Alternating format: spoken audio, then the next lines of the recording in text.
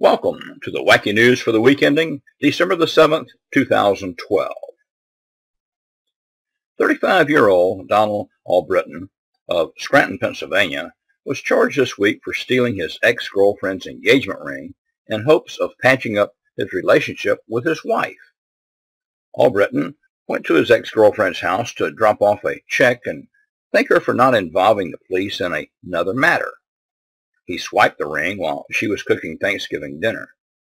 Other guests say they saw him palm the ring before he left. A Lincoln, Nebraska man, 58-year-old Terry Kurtzals, is accused of impersonating a funeral director in an attempt to pull from his dead fiancee's finger the engagement ring he had given her. Kurtzals used to be a licensed mortician for 17 years. But he lost his license in 1996 and went to prison for theft for mishandling clients' money. He is also facing shoplifting and driving on a suspended license charges.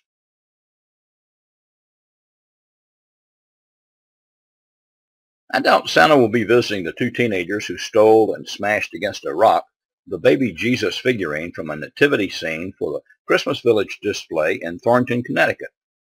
Police say the teens confessed and that there was nothing symbolic involved in the theft. A replacement figurine was donated for the Christmas Village. And I doubt you would want this Santa to visit you.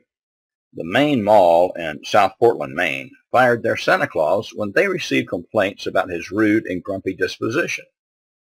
He wouldn't let a 6-year-old girl sit on his lap after her mother declined to purchase a $20 photo. The little girl asked for an American Girl doll. He grumpily replied, "Well, you'll get an American football." Mall officials say they're looking for a jollier Santa. Then in Honolulu, police arrested a 43-year-old man after they received a 911 call at about 2:20 a.m. from a homeowner who said a man was on his property trying to steal his outdoor Christmas lights. The suspect was arrested for several warrants including attempted theft, drug offenses, and property damage.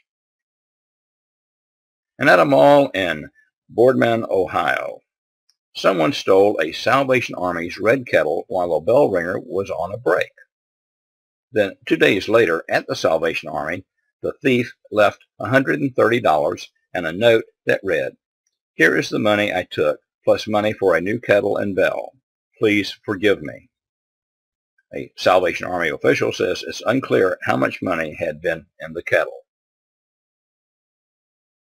In Vienna, Austria, a city bus driver was checking a bag left behind by a passenger and discovered it contained over $500,000. The driver handed the money over to the police, who were able to track down the owner, an unidentified elderly lady. This happened over a month ago, and the story is just now hitting the wire, mainly because the driver has only received praise for his honesty from his supervisors. As of this report, the ungrateful woman has not contacted the driver to offer a reward. And what is it with people running around naked? Every week there's another story about someone showing off their anatomy. In Springfield, Massachusetts, police received several calls around 6:30 a.m. about a white male in his 30s jogging naked through the neighborhood. Police have received prior reports of the nude jogger, but they have been unable to catch him in the buff. If they ever do apprehend this dude, they say they will charge him with open and gross lewdness and indecent exposure. After 8.5 months of investigating this case in Maine, the Old Orchard Beach police finally arrested a man and 2 women this week. Back on March the 25th, 34-year-old Scott Pfeiffer called the police to complain that a prostitute he hired had shorted him by 10 minutes. The police investigation led to the arrest of 2 alleged prostitutes as well as Pfeiffer. I guess Pfeiffer learned there are some things it doesn't pay to complain about.